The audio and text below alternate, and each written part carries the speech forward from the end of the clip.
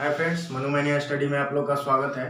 तो जैसा कि हमारा वैदिक साहित्य का चैप्टर चल रहा था, तो वैदिक साहित्य को हमने पूरा कंप्लीट किया है। उसके बाद वैदिक साहित्य के लास्ट में कुछ वैदिकोत्तर साहित्य आ जाते हैं, तो उसको हम आज पढ़ने जा रहे हैं। छोटा सा टॉपिक है, आधे घंटे का 15-20 मिनट का वीडियो होगा।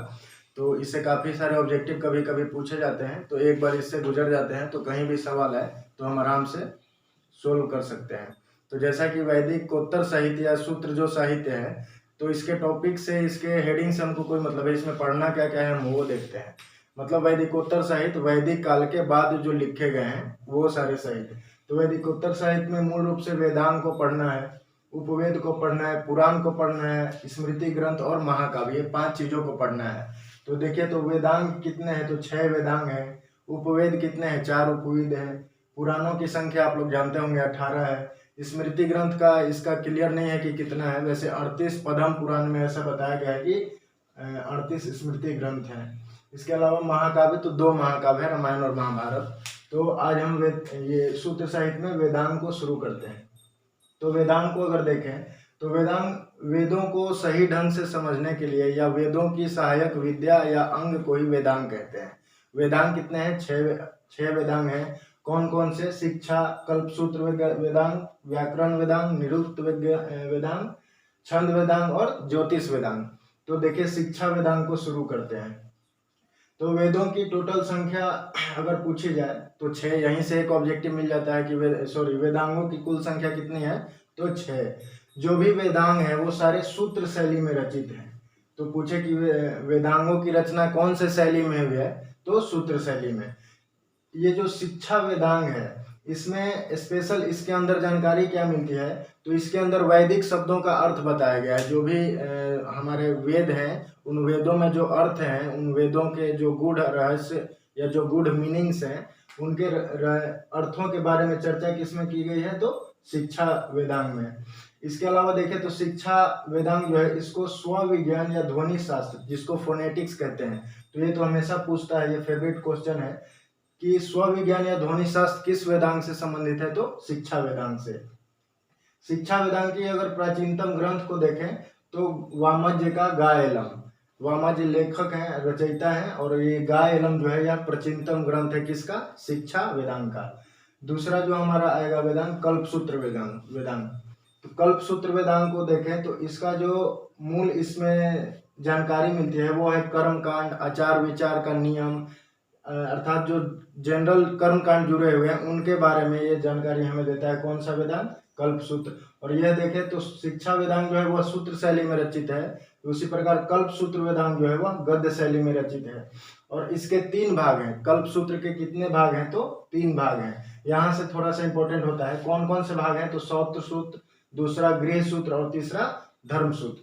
तो अगर सौत्र सूत्र को देखें तो सौत्र सूत्र में यज्ञ संबंधी जानकारी दी गई है कि यज्ञ क्या होने चाहिए, उसके जो बलि वेदी हैं या जो यज्ञ में बलि भी चढ़ते थे, तो बलि वेदी जो है उनके ऊंचाई कितनी होनी चाहिए, लंबाई कितनी होनी चाहिए, चौड़ाई कितनी होनी चाहिए। तो इसमें स्रोत सूत्र का एक शल्व सूत्र है भाग, उसमें मिलेगा। तो ये जो कल्प सूत्र का 3 भाग है, उसमें पहला भाग कौन सा है, तो स्रोत सूत्र, उसमें यज्ञ संबंधी जानकारी है। और स्रोत सूत्र की प्रमुख ग्रंथ की बात करें कि स्रोत सूत्र से जुड़े हुए प्रमुख ग्रंथ कौन से हैं, तो 2 याद रखेंगे, सांख्यायनी और कात्यायनी। और देखिए, स्रोत सूत्र का जैसा मैंने पहले बताया कि एक और भाग है, कौन सा भाग है, शूल्व सूत्र। तो इसको याद रखिएगा। सीधा पूछेगा कल्प सूत्र से जुड़ा हुआ कौन सा सूत्र है, कल्प सूत्र वेदांग से जुड़ा हुआ कौन सा सूत्र है, तो वो शूल्व सूत्र। तो शूल्व सूत्र में क्या है, तो जो मैंने बताया कि यज्ञ की विधि, ये स्रोत सूत्र का ही भाग है, कौन, शूल्व सूत्र। इसमें क्या बताया हुआ है कि यज्ञ की कितनी ऊंचाई होनी चाहिए, कितनी गहराई होनी चाहिए यज्ञ की वेदी का। तो यहाँ से एक रेखा गणित की अवधारणा यहाँ से उत्पन्न होती है, उसकी व्याख्या मिलती है। तो रेखा गणित की अवधारणा कौन से सूत्र से मिलता है, तो शूल्व सूत्र। शूल्व सूत्र किसका भाग है, सौत्र सूत्र। और सौत्र सूत्र किसका भाग है, तो कल्प सूत्र। और कल्प सूत्र क्या है, तो वेदांग का पाठ है। इसके अलावा अगर पूछा जाए शूल्व सूत्र से जुड़ा हुआ एक कोई ग्रंथ का नाम, तो वो है मैत्रायणी ग्रंथ। मैत्रायणी ग्रंथ के अंदर ही यज्ञ की वेदी, रेखा गणित की अवधारणा सब कुछ मिलेगा उसमें। दूसरा जो आएगा कल्प सूत्र का जो भाग है वह है गृह सूत्र। इसके अंतर्गत गृहीय कर्म, जो एक गृहस्थ आश्रम में कर्म होने चाहिए वो क्या क्या है, और गृह सूत्र के प्रणेता अगर पूछ ले तो उसका ऑप्शन क्या होगा, आश्वलायन। तो यहाँ से देखिए ऑब्जेक्टिव क्या क्या मिलेगा। कल्प सूत्र के कितने भाग हैं, 3। स्रोत सूत्र, गृह सूत्र और धर्म सूत्र। स्रोत सूत्र से जुड़ा हुआ कौन सा उसका भाग है, शूल सूत्र। शूल सूत्र में किसकी जानकारी मिल गई है, किसकी अवधारणा, तो रेखागणित की। दूसरा देखते हैं गृह सूत्र, तो इसमें हमने देखा गृहीय कर्म और इसके प्रणेता कौन थे, आश्वलायन। तीसरा जो है हमारा इसका भाग कल्प सूत्र का, तो वो है धर्म सूत्र। इस धर्म सूत्र में बताया गया है कि जो राजा है उस राजा का सामाजिक, राजनीतिक और आर्थिक जीवन किस प्रकार से होना चाहिए उसके बारे में जानकारी मिलती है धर्म सूत्र से। और धर्म सूत्र का प्रणेता पूछे तो कौन सा है, वो आपस्तंभ। तो यहाँ से देखिए कि धर्म सूत्र का मिलाने के लिए दे देगा, यहाँ लिख देगा गृह सूत्र और यहाँ दे देगा आपस्तंभ, और यहाँ धर्म सूत्र और आश्वलायन। तो आप जानते रहिएगा, तो गृह सूत्र का आश्वलायन और धर्म सूत्र का प्रणेता आपस्तंभ। इसके अलावा अगर तीसरे को देखें, जो हमारा तीसरा वेदांग है व्याकरण वेदांग, तो इसको भाषा को वैज्ञानिकता प्रदान करने के लिए व्याकरण वेदांग की जरूरत पड़ी थी। और इसको देखा जाए तो इसके 3 ग्रंथ हैं इंपॉर्टेंट। कौन कौन से, वर्तिका जिसको कात्यायन ने लिखा था, महाभाष्य जिसको पतंजलि ने लिखा, और अष्टाध्यायी जिसको पाणिनि ने लिखा। ये व्याकरण ग्रंथ मतलब जो हम संज्ञा, सर्वनाम, विशेषण, क्रिया विशेषण ये पढ़ते हैं, वही व्याकरण ग्रंथ है। तो इस व्याकरण ग्रंथ को भाषा को वैज्ञानिकता देने के लिए जो सहायक है वही व्याकरण है। तो इसमें जो 3 ग्रंथ जुड़े हुए हैं, तो वर्तिका जो ग्रंथ जुड़े हैं, तो ग्रंथ के नाम पूछ ले कभी कि व्याकरण से जुड़े 3 ग्रंथ कौन से हैं, तो वर्तिका, महाभाष्य और अष्टाध्यायी। इनके रचयिता कौन है, तो वर्तिका का कात्यायन, महाभाष्य का पतंजलि और अष्टाध्यायी का पाणिनि। और ये देखिए ये जो तीनों हमारे हैं, कात्यायन, पतंजलि और पाणिनि, तो जैसे हमने वेद पढ़ते समय पढ़ा था कि ऋग्वेद, यजुर्वेद और सामवेद को मिला करके वेद त्रय कहते हैं, इसी प्रकार इन तीनों मुनियों को मिलाइएगा, जैसे कात्यायन, पतंजलि और पाणिनि को, तो ये मुनि त्रय। तो मुनि त्रय में निम्न में से कौन से ऋषि नहीं आते हैं, 3 के अलावा एक और नाम रहेगा तो आप उसको ऑप्शन से हटा सकते हैं। इसके अलावा देखिए जो ये अष्टाध्यायी है, अष्टाध्यायी पर ही ये टीका लिखा हुआ है वर्तिका, मतलब इसी पर किसने लिखा था, तो कात्यायन ने। तो ये पूछ सकता है कि वर्तिका किस पर टीका लिखी गई है, तो अष्टाध्यायी पर। और इसमें अष्टाध्यायी में देख लीजिए तो 8 अध्याय हैं और 400 सूत्र हैं। इसके बाद हमारा जो अगला वेदांग आ रहा है वो निरुक्त वेदांग है। तो निरुक्त वेदांग वैदिक शब्द की उत्पत्ति की जानकारी, अर्थात वैदिक शब्द में जो उत्पत्ति आ रही है, जो शब्दों की उत्पत्ति हो रही है, कहाँ से हो रही है, कैसे हो रही है, तो उसकी जानकारी कहाँ मिलती है, तो निरुक्त वेदांग में। तो इसलिए इसको व्युत्पत्ति शास्त्र से संबंधित, तो यहाँ से समझिए, देखिए निरुक्त दे देगा तो उसके सामने जो हम व्युत्पत्ति शास्त्र से मिलाएंगे। इसके अलावा अगर कल्प सूत्र देगा तो हम 3 ये भाग मिलाएंगे, स्रोत, गृह सूत्र या धर्म सूत्र। व्याकरण देगा तो ये 3 ग्रंथ जुड़े हुए हैं। शिक्षा से तो सूत्र शैली में रचित है और स्वविज्ञान या फोनेटिक्स। कल्प सूत्र का हमने देख लिया, ये तीनों गद्य शैली में रचित है। तो निरुक्त अगर दे तो निरुक्त का किससे संबंधित है, व्युत्पत्ति शास्त्र से संबंधित वेदांग कौन सा है, तो निरुक्त। इसको अर्थ निवर्धन भी कहते हैं, क्योंकि ये जितने वैदिक शब्दों के अर्थ हैं उसकी जानकारी यहीं से मिलती है। निरुक्त वेदांग में सबसे प्राचीनतम ग्रंथ अगर पूछा जाए जो निरुक्त वेदांग से जुड़ता हुआ है, तो निघंटु और निरुक्त। निघंटु जो है कश्यप ऋषि ने लिखा है और निरुक्त को लिखा है यास्क ऋषि ने। यदि सबसे प्राचीनतम पूछे तो निघंटु, और निरुक्त है इससे जुड़ा हुआ है क्योंकि इसके बारे में ज्यादा जानकारियां हैं, नाम पे हैं, तो ये थोड़ा सा फेमस है। तो निरुक्त जो है यास्क ने लिखा है और निघंटु कश्यप मुनि ने। इस पर देखिए प्राचीनतम शब्दकोश, टीका या भाष्य जो है इसको बोलते हैं निरुक्त। जो है ये मुख्य रूप से एक कुंजी का काम करता है, किसका, वेदांगों का, वेद को समझने के लिए, जो उसकी सहायक विद्या को समझना है। तो ये प्राचीनतम शब्दकोश के रूप में अगर पूछे कि किस वेदांग को जानते हैं, तो निरुक्त। यहीं से शब्दकोश जो डिक्शनरी की अवधारणा है वो किस वेदांग से आती है, तो निरुक्त वेदांग से। शब्द को इस पर टीका लिखना सबसे पहले शुरुआत किया था भाष्य ने।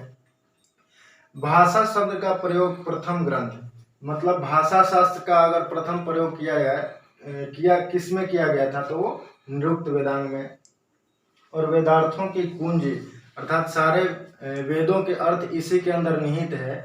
निरुक्त वेदांग के अंदर, तो इसमें भाषा शास्त्र की कुंजी किसको बोले या वेदार्थ की कुंजी किस वेदांग को बोलते हैं, तो निरुक्त वेदांग है। तो हमने अभी 4 वेदांग को देखा। जो हमारा 5वां वेदांग है वो है छंद।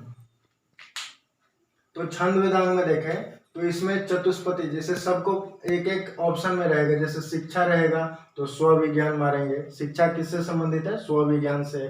कल्प सूत्र तो गद्य शैली में रचित है, कर्मकांड, आचार विचार। उसके बाद व्याकरण रहे तो इसमें भाषा को वैज्ञानिकता या 3 ग्रंथ रहेगा, या निरुक्त रहे तो व्युत्पत्ति शास्त्र से संबंधित। उसी प्रकार यदि छंद रहे तो इसके सामने हम लगाएंगे चतुष्पदी पद भी कहा जाता है छंद वेदांग को। इसके अलावा जो सबसे फेमस है पिंगल का छंद शास्त्र सूत्र शैली में रचित है, और इसके अंतर्गत जो वैदिक छंद और लौकिक छंद है दोनों उसमें निहित है। किसमें, पिंगल का छंद शास्त्र में। और यह कौन सा है, तो छंद वेदांग है। इसके अलावा यह पद का नियामक, जैसे गद्य का नियामक को हम गद्य के नियामक को कुछ बोलते हैं, याद नहीं आ रहा है मेरे को। उसी प्रकार छंद को, पद का नियामक को हम छंद बोलते हैं। अब देख लीजिए जो अगला है हमारा वो है ज्योतिष। तो ज्योतिष जो हमारा वेदांग है, इसमें तारे, ग्रह, नक्षत्र देखकर भविष्यवाणी करने की जो विद्या है उसको ज्योतिष शास्त्र बोलते हैं, या ज्योतिष वेदांग, अर्थात ग्रह और नक्षत्र देख करके भविष्यवाणी करने का। इसका अगर प्रमुख ग्रंथ पूछे कि ज्योतिष वेदांग का प्रमुख ग्रंथ कौन सा है, तो वो सबसे ज्यादा जो है वेदांग ज्योतिषी, और वो उसके रचयिता कौन है, तो लगध मुनि। तो सबसे सीधा ऑप्शन यहाँ से आपको बहुत सारे बुक और उनके लेखक के या रचयिता के बारे में पता चल रहा होगा। तो लगध मुनि का वेदांग ज्योतिष सबसे फेमस और इम्पोर्टेंट जो ये बुक है ये है। इसके अलावा अगर देखें तो गार्गी संहिता, बृहद संहिता, नारद संहिता, ये सारे जो हैं ज्योतिष ग्रंथ हैं। तो ज्योतिष ग्रंथों की अगर बात करें तो गार्गी संहिता, नारद संहिता, बृहद संहिता, और सबसे इम्पोर्टेंट जो बार बार पूछता है वो वेदांग ज्योतिषी जी, जिसके रचयिता है लगध मुनि। तो ये वेदांग हमारे कंप्लीट हो गए। वेदांग में ज्यादा कुछ नहीं है, 6 वेदांग है, शिक्षा, कल्पसूत्र, व्याकरण, निरुक्त, छंद और ज्योतिष। ये 6 वेदांग को पढ़ लेते हैं। इसमें थोड़े थोड़े से जो इसके इम्पोर्टेंट नोट्स टाइप के थे वो पढ़ा। इसके बाद जो हमारा अगला है उपवेद। तो जितने हमारे 4 वेद हैं, चारों वेद से जुड़े हुए एक एक उपवेद हैं। कभी कभी मिलान करने को दे देता है कि प्रमुख वेदों के उपवेद का उनके साथ मिलान कीजिए। तो देखिए शुरू करते हैं। तो हमारा सबसे पहला जो ऋग्वेद हमने पढ़ा था, तो ऋग्वेद का जो उपवेद है वो आयुर्वेद है, और इसके अंतर्गत कौन कौन सी जानकारी नीचे निहित है या यह किससे संबंधित है, विशेषता क्या है इसकी, तो यह चिकित्सा संबंधी जानकारी देता है। और आयुर्वेदाचार्य के नाम आप याद कर सकते हैं, तो जीवक, चरक, धन्वंतरी, बाणभट्ट, इसके अलावा श्वेत केतु, सुश्रुत, अश्विनी कुमार, ये सारे जो हैं हमारे ऋग्वेद से संबंधित जो उपवेद है आयुर्वेद के आयुर्वेदाचार्य के रूप में जाने जाते हैं। दूसरा हमारा है यजुर्वेद। यजुर्वेद का जो उपवेद है वो है धनुर्वेद, और इसमें युद्ध संबंधी अभ्यास, अस्त्र शस्त्र किस प्रकार से चलाएं इसकी जानकारी मिलती है। तीसरा सामवेद, छोटे छोटे टॉपिक हैं, ये हर जगह लिखा रहता है, एक बार पढ़ लीजिए तो समझ जाएंगे इसको। तो सामवेद हमारा तीसरा वेद है, और इससे जुड़ा हुआ कौन सा है, गंधर्व वेद। और गंधर्व वेद में हमने पढ़ा था कि संगीत, जो सामवेद है संगीत का जनक है, तो उसी प्रकार गंधर्व वेद जो इसका उपवेद है, इसमें भी देखा जाए तो संगीत और नृत्य का ही अवधारणा मिलता है। जो चौथा हमारा आएगा वो है अथर्ववेद, और इसका अथर्ववेद का उपवेद कौन सा है, तो शिल्प वेद। शिल्प वेद में आप जानते होंगे, नाम से ही क्लियर है कि शिल्प कला का, भवन विज्ञान का, भवन निर्माण कला, तो इन सब के बारे में कहाँ जानकारी मिलती है, तो अथर्ववेद में। तो हमारे पास उपवेद 4 हैं, ऋग्वेद का आयुर्वेद, यजुर्वेद का धनुर्वेद, सामवेद का गंधर्ववेद और अथर्ववेद का शिल्पवेद। तो ये 4 उपवेद थे। उपवेद के अलावा हम पुराण देखते हैं, तो पुराण 18 है, आप शुरू से पढ़ते आ रहे होंगे। तो पुराणों की संख्या, यहीं से कभी कभी सीधा सवाल आता है कि पुराणों की संख्या कितनी है, तो 18। और इन 18 पुराणों के भी एक एक उप पुराण है, लेकिन वो लेंदी हो जाएगा। लेकिन आप ये जाने रहिए कि कितने उप पुराण है, तो 18 उप पुराण है। अब जो पुराण है ये 18 पुराण ऐसे क्रम से नहीं है, मतलब कुछ 6 के क्रम में बांटे हुए हैं। 6 पुराण जो है ब्रह्मा से, 6 पुराण विष्णु से, और 6 पुराण महेश या शिव से। तो उसको एक बार देख लेते हैं। जो ब्रह्मा से संबंधित पुराण है वो कौन से हैं, तो ब्रह्मा पुराण, ब्रह्मांड पुराण, ब्रह्मा वैवर्त पुराण, मार्कंड पुराण और भविष्य पुराण और वामन पुराण। तो ये जो 6 हैं, आप लगभग ब्रह्मा वाले में सब में ब्रह्मा ब्रह्मा लगा रहेगा, तो आप पकड़ सकते हैं कि कौन सा किसका है। तो ब्रह्मा, ब्रह्मांड, मार्कंड, भविष्य और वामन पुराण ये देखें तो 6 हमारे ब्रह्मा से कनेक्टेड, ब्रह्मा से जुड़े हुए पुराण है। अगला जो विष्णु से जुड़े हुए हैं 6, विष्णु पुराण, भागवत पुराण, नारद पुराण, गरुड़ पुराण, पद्म पुराण और नारद पुराण, सॉरी वारा पुराण। तो विष्णु ये क्यों पढ़ रहे हैं, क्योंकि अगर दे देगा ऑप्शन में कैसे पूछता है ऑब्जेक्टिव, निम्न में से कौन विष्णु से जुड़ा हुआ पुराण नहीं है, और 3 ब्रह्मा का दे देगा और 1 विष्णु का दे देगा, सॉरी 3 विष्णु का दे देगा और 1 ब्रह्मा का देगा। तो अगर आप इसको पढ़े रहिएगा, एक बार पढ़िएगा तो ये समझ में आ जाएगा, तो आप इसको ऑप्शन से निकाल सकते हैं। अगला जो है हमारा वो महेश से संबंधित अर्थात शिव से संबंधित है। तो शिव में देखें तो वायु, लिंग पुराण, स्कंद पुराण, अग्नि पुराण, मत्स्य पुराण, कूर्म पुराण, तो ये हमारे 18 पुराण हैं। तो पुराणों की संख्या कितनी है? 18। किन किन से कौन कौन से जुड़े हुए हैं? तो ब्रह्मा से 6, विष्णु से 6 और महेश से 6, 18 के नाम हमने देखा। अब जो पुराण है, पुराण की विषय वस्तु क्या है? तो इसमें प्राचीन आस्था, कहानी, उनका आख्यान किया हुआ है, अर्थात कुछ शिव से जुड़ी हुई कहानियां हैं, कुछ विष्णु से जुड़ी हुई कहानियां हैं। तो ऐसे ऐसे जुड़े हुए जो प्राचीन आस्थाएं हैं, आख्यान है, उनकी कहानियों का वर्णन किया हुआ है। इसके जो संकलन करता है, यह पूछ सकता है कि पुराणों के संकलन करता कौन है? तो पुराणों के संकलन करता कौन से हैं? तो लोमहर्ष एवं उनके पुत्र जो उग्रसर्वा हैं वो हैं। तो ऑप्शन में लोमहर्ष रहे तो लोमहर्ष, उग्रसर्वा रहे तो उग्रसर्वा, दोनों है तो दोनों सही। उसके अलावा जो प्राचीनतम पुराण अगर पूछे कि इन 18 में से सबसे प्राचीनतम पुराण कौन सा है, तो सबसे प्राचीनतम पुराण मत्स्य को मार लगाइए, अगर मत्स्य नहीं रहे तो वायु पुराण लगाइए। मत्स्य, अगर मत्स्य पुराण है तो मत्स्य पुराण सबसे पुराना, अगर ये नहीं है तो वायु पुराण। इसकी विषय वस्तु देखिए, तो जो पुराण है, पुराण के जैसे किसी भी किताब में उसके विषय वस्तु रहते हैं, तो पुराणों के विषय वस्तु क्या क्या है? तो सर्ग है। सर्ग मतलब क्या? तो सृष्टि की रचना के बारे में बताया गया है। दूसरा जो है प्रतिसर्ग, प्रलय के बाद फिर से सृष्टि की रचना कैसी होती है उसके बारे में बताया गया है। उसके बाद वंश के बारे में बताया गया है। तो वंश किसके हैं? तो ऋषि मुनियों की वंशावली के बारे में पूरी जानकारी मिलती है। वशिष्ठ की, विश्वामित्र की, जितने भी ऋषि थे उनकी जानकारियां मिलती है। उसके बाद जो हमारा चौथा विषय वस्तु है उसके अंदर, पुराण के अंदर, तो वो है मनवंतर। ये इसमें मनवंतर के अंदर महायुग, जो हम द्वापर, त्रेता, सतयुग और कलयुग पढ़ते हैं, तो वो महायुग के बारे में बताया है। और अंतिम है वंशानुचरित, और यहाँ से बार बार सवाल आता है। और देखिए वंशानुचरित में राजवंशों की चर्चाएं हैं। जहाँ पर हम वंश में देख रहे थे तो ऋषियों की चर्चा थी वंशावली की, यहाँ पर वंशानुचरित में राजवंश। और देखिएगा तो बृहदत्त से संबंधित हर्यक वंश, बिंबिसार वंश, इन सब की जानकारियां पुराणों में मिलती हैं। तो ये हमारा पुराण था, छोटा सा टॉपिक था, ये खत्म हो गया। अगला आते हैं स्मृति ग्रंथ, ये भी छोटा सा ही टॉपिक है। तो स्मृति ग्रंथ को देखें तो आचार व्यवहार और धर्म सूत्र पर आधारित ग्रंथ को हम क्या बोलते हैं? स्मृति ग्रंथ। इसमें देखिए क्या बताया गया है, तो राजा का कर्तव्य क्या होना चाहिए, उसका निर्णय लेने की कला कैसी होनी चाहिए, उसका वहां पर राज करने का श्रेय कैसा होना चाहिए। तो ये राजा के बारे में स्मृति ग्रंथ बताया गया है। एक तरह से देखें तो कानूनी ग्रंथ के रूप में काम करता है स्मृति ग्रंथ, फौजदारी या दीवानी न्यायालय के रूप में भी काम करेगा। कुल संख्या अगर स्मृति ग्रंथ की पूछे तो वैसे क्लियर नहीं है, लेकिन कुल संख्या पद्म पुराण में 36 बताया गया है। और देखिए जो जितने भी स्मृति ग्रंथ हैं ये सारे के सारे पद्य में रचित हैं, केवल विष्णु स्मृति ग्रंथ को छोड़ के। जो विष्णु स्मृति ग्रंथ है वह गद्य में स्थित है। इसको सामाजिक आचार संहिता, जो हमारे अभी आचार संहिता चलता है, उसी प्रकार का आचार संहिता के जो उनके लिखित वर्णन मिलते हैं वो स्मृति ग्रंथ में मिलते हैं। तो स्मृति ग्रंथ में देखें तो क्या है, तो आचार व्यवहार धर्म सूत्र पर आधारित है, राजा का कर्तव्य, निर्णय और उनके अधिकार का वर्णन है। कानूनी ग्रंथ के रूप में फौजदारी और दीवानी न्यायालय किस प्रकार से काम करता है वो सारे संस्कृत में उद्धृत हैं, लेकिन आप उसको पढ़ के समझ सकते हैं जो पढ़ने वाले हैं। पद्य में रचित है सारे स्मृतियां। जो गद्य में, यहाँ से एक सवाल पूछेगा कि ऐसी स्मृति का नाम बताइए जो गद्य में है, तो वो हमारा कौन सा स्मृति हो जाएगा? तो विष्णु स्मृति।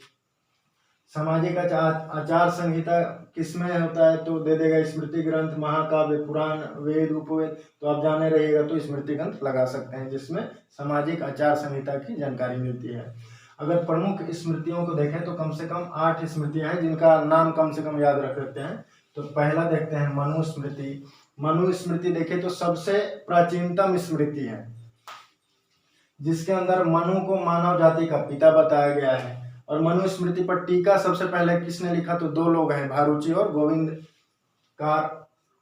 तो भारूची और गोविंदकार कौन है, तो मनु स्मृति पर टीका लिखने वाले।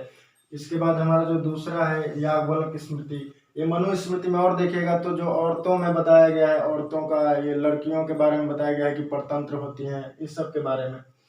इसमें देखिए याज्ञवल्क्य स्मृति, तो इसके टीकाकार कौन से हैं, याज्ञवल्क्य स्मृति पे टीका लिखा हुआ है, भाष्य लिखा हुआ है। तो इसके टीकाकार को देखें तो आदित्य प्रथम एक नाम आता है, जिनको अपरार्क भी बोलते हैं।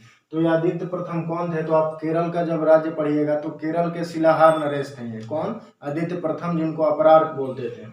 और ये इन्होंने क्या किया, याज्ञवल्क्य धर्मशास्त्र से संबंधित निबंध लिखा। तो अपरार्क का निबंध कौन सा है, तो याज्ञवल्क्य धर्मशास्त्र। दूसरे जो आते हैं ये विज्ञानेश्वर हैं, जो याज्ञवल्क्य स्मृति पे कमेंट लिखे हैं, भाष्य लिखे हैं। तो विज्ञानेश्वर ये कौन है, तो ये देखिए कल्याणी के चालुक्य वंश के राजा विक्रमादित्य खष्टम छठे के वहाँ रहते थे। ये विज्ञानेश्वर मतलब राज दरबार में रहते थे, किसके पास, तो कल्याणी के चालुक्य वंश के पास। और इन्होंने, इनकी रचना कौन सी है, तो मिताक्षरा। और मिताक्षरा में इन्होंने क्या बताया कि पिता के जीवन काल में ही पुत्रों के बीच धन संपत्ति का बंटवारा कर देना चाहिए। तो पुत्रों के बीच धन संपत्ति का बंटवारा कर देना चाहिए, ऐसा किस स्मृति में लिखा हुआ है, तो याज्ञवल्क्य स्मृति में लिखा हुआ है। और वो किस पे लिखा हुआ है, तो कमेंट किया था विज्ञानेश्वर ने, जो कमेंट लिखा था मिताक्षरा, इसी पर एक कमेंट लिखा हुआ है। तो मिताक्षरा में इन्होंने बताया। यहीं पर एक चीज और याद रखिएगा कि जैसे इन्होंने बताया कि पिता के जीवन काल में ही धनों का बंटवारा कर देना चाहिए, तो जीमूतवाहन का एक बुक है दाय भाग, तो दाय भाग में लिखा हुआ है उन्होंने कि पिता के मरने के बाद धन का बंटवारा होना चाहिए। तो ये दोनों याद रख सकते हैं कथन के रूप में। इसके बाद जो विश्व रूप है, इन्होंने बाल क्रीड़ा लिखा है याज्ञवल्क्य स्मृति पे। इसके अलावा आप नारद स्मृति को याद रख सकते हैं, जिसमें व्यवहार एवं न्याय व्यवस्था की पूरा डिटेल्स जानकारी मिलता है।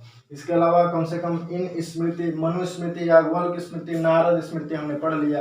ये बाकी स्मृतियों के आप नाम याद रख सकते हैं, जैसे पराशर स्मृति, बृहस्पति स्मृति, कात्यायन स्मृति, विष्णु स्मृति और देवल स्मृति। इससे बाहर कहीं सवाल नहीं आएगा। अगला जो हमारा आता है महाकाव्य, तो दो महाकाव्य हैं, रामायण और महाभारत। तो थोड़ा थोड़ा हम इनके बारे में पढ़ लेते हैं। वही शुरू करते हैं, रामायण और महाभारत।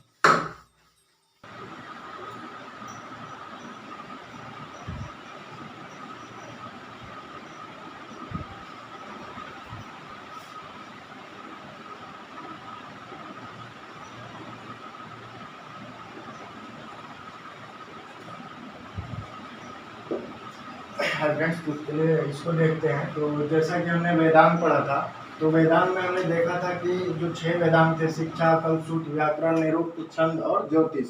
तो इन वेदांत से जुड़े हुए कुछ अंग हैं। तो वे अंग कौन कौन से हैं, तो शिक्षा से जुड़ा हुआ जो अंग है वो है नाक, जो कल्पसूत्र से जुड़ा हुआ अंग है वो है हाथ, जो व्याकरण से जुड़ा हुआ है अंग तो वो है मुंह, जो निरुक्त से जुड़ा हुआ है तो वो है कान, जो छंद से जुड़ा हुआ है वो है पैर, और ज्योतिष से अंत में आ जाएगा हमारा आंख। तो ये कभी दे दे कि निम्नलिखित वेदांग से जुड़े हुए कौन से अंग हैं, तो शिक्षा से नाक, कल्पसूत्र से हाथ, व्याकरण से मुंह, निरुक्त से कान, छंद से पैर और ज्योतिष से आंख। तो इसको आप लोग नोट डाउन कर लीजिएगा, याद कर लीजिएगा। जो हमारा ये रह गया था महाकाव्य, तो महाकाव्य को देखते हैं। तो 2 बड़े महाकाव्य हैं, रामायण और महाभारत। तो रामायण को देख लीजिए। रामायण को एक शब्द में आदि ग्रंथ भी कहते हैं। पूछे कि आदि ग्रंथ के रूप में किसे जानते हैं, तो रामायण। या सबसे प्राचीनतम महाग्रंथ कौन सा है, तो वो रामायण। इसकी रचना किसने की, तो इसकी रचना वाल्मीकि ने की। और वाल्मीकि ने किसकी रचना की, आदि ग्रंथ की, इसलिए वाल्मीकि क्या कहला गए, आदि कवि। तो आदि कवि किसको कहते हैं, तो वाल्मीकि को। और आदि ग्रंथ सबसे बड़ा, ये सबसे पुराना ग्रंथ, प्राचीनतम ग्रंथ कौन है, तो वो रामायण। रामायण में देख लीजिएगा, श्लोक जो है प्रारंभ में 6000 थे, 6000 से बढ़ करके 12000 हो गए, और 12000 से बढ़ करके अंततः 24000 हो गए। और इस कारण से इसको चतुर्विंशति सहस्त्र संहिता कहते हैं। देखिए चतुर्विंशति मतलब 24, सहस्त्र मतलब 1000, संहिता मतलब 31। इसमें देखिए रामायण में तो 7 कांड हैं, 500 सर्ग हैं। इस 7 कांड में पहला और जो 7वां कांड है वो बाद में जोड़ा गया, मतलब दूसरा से 5वां का रचना पहले हुआ और पहला और जो 7वां कांड था वो बाद में जोड़ा गया। रामायण का अनुवाद अगर देखें तो इसके अनुवाद 3 भाषा में हुए हैं। कौन कौन से? तमिल, बांग्ला और मलयालम। तो तमिल में जो इसका अनुवाद किया है, तो एक लाइन में ऑब्जेक्टिव पूछ सकता है कि रामायण का तमिल में अनुवाद किसने किया? तो वो कंबन ऋषि ने किया। और कंबन ऋषि तमिल में ही कुलोत्तुंग तृतीय के दरबार में रहते थे। तो तमिल में किसने अनुवाद किया? कंबन ऋषि ने। और जो अनुवाद किया, तो अनुवाद के बाद उस रामायण का नाम रामायणम या रामावतारम, दोनों में से कुछ भी रहे आप लगा सकते हैं। दूसरा हम देखते हैं, तो वो जो दूसरा लैंग्वेज है वो है बांग्ला। बांग्ला भाषा में अनुवाद किसने किया? तो वो कृतवास ऋषि ने किया। और वे कृतवास ऋषि कहाँ से के थे? तो ये जो बंगाल वाला क्षेत्र था जहाँ बर्बक शाह हम पढ़ेंगे, वहाँ का उस समय शासन करता था बर्बक शाह। तो ये कृतवास ऋषि ने किस में अनुवाद किया? बांग्ला में। और इन्होंने जो रामायण का बांग्ला में अनुवाद किया, तो उस रामायण को बंगाल का बाइबिल कहा जाता है, या बंगाल का पंचवेद कहा जाता है। जो 4 वेद हम शुरू से पढ़ रहे हैं, उसके अलावा पंचवेद पूछे अगर, तो वो कौन सा है? तो वो रामायण किस में लिखा हुआ है? तो बांग्ला भाषा में। किसने लिखा? तो कृतवास ऋषि ने। इसके अलावा रामायण का जो तीसरा लैंग्वेज में अनुवाद है वो है मलयालम। और इसमें किसने किया? तो ईवी रामास्वामी नायंकर ने किया। इनका उपनाम देखिएगा तो पेरियार भी मिलता है। तो मलयालम में रामायण का अनुवाद किसने किया? ईवी रामास्वामी नायंकर, जिनका उपनाम क्या है? पेरियार। और इन्होंने जो रामायण लिखी वो उसका नाम था सच्ची रामायण। तो यहाँ से बहुत सारे ऑब्जेक्टिव आते हैं कि रामायण कितने लैंग्वेज में अनुवाद किया गया है? 3। कौन कौन? तमिल, बांग्ला, मलयालम। तमिल में कंबन ऋषि, बांग्ला में कृतिवास ऋषि और मलयालम में ईवी रामास्वामी नायंकर या पेरियार ने। जो रामायण में अगर कांड देखें, जो हमने 7 कांड पढ़े, तो कौन कौन से हैं? ये आप लोग पढ़े होंगे। बाल कांड, अयोध्या कांड, अरण्य कांड, किष्किंधा कांड, सुंदर कांड, युद्ध या लंका कांड और लास्ट में उत्तर कांड। जैसे बाल कांड में राम का बाल लीला, अयोध्या कांड में अयोध्या के चर्चा या वर्णन है, अरण्य कांड में वन के बारे में बताया गया है, कैसे राम वन में गए, किष्किंधा कांड में राम सुग्रीव मिलन, सुंदर कांड में सीता हरण होता है, वहां से सीता का खोज होता है, युद्ध कांड में, लंका कांड में जो है राम रावण में युद्ध होता है, और उत्तर कांड में जो युद्ध के बाद की जो भी चीजें रहती हैं, जो हमारा लास्ट में देखेंगे कि लव कुश संवाद होता है, वो सारे उत्तरकांड में मिलते हैं। तो ये हमारा रामायण था। इसमें से सीधा सीधा सवाल पूछ लेता है कि आदि ग्रंथ या प्राचीनतम ग्रंथ सबसे बड़ा, सबसे पुराना तो रामायण। रचना आदि कवि वाल्मीकि। श्लोक कितने हैं? तो उस प्रारंभ में 6000, 12000, फिर 24000, और 24000 के कारण चतुर्विंशति सहस्त्र संहिता। कांड कितने हैं? 7। सर्ग कितने हैं? 500। पहला और 7वां बाद में जोड़े गए। अनुवाद 3 भाषा में, ये देख लिया। दूसरा जो हमारा महाकाव्य है यह है महाभारत। तो महाभारत का संकलन करता देखे तो ये वेद व्यास ने किया है। देखिए इसके रामायण के रचयिता लिखे जाते हैं, मतलब रामायण का रचना हुआ था तो किसने किया था? वाल्मीकि ने। रामचरितमानस देखिएगा तो वो दूसरे लिखे हैं, वो लाइट ऑन। तो यहाँ देखेंगे तो प्रारंभ में देखें तो 8800 श्लोक थे महाभारत में। बढ़ करके कितने हो गए कालांतर में? तो 2400 श्लोक। और अंततः कितने श्लोक है महाभारत में? तो 1,00,000 श्लोक। और इस कारण से यह सबसे बड़ा महाकाव्य पूछे तो महाभारत, सबसे प्राचीनतम महाकाव्य पूछे तो रामायण। प्रारंभ में जब 8800 श्लोक था तो जय संहिता, इसमें हमें विजय की जानकारी मिलती है।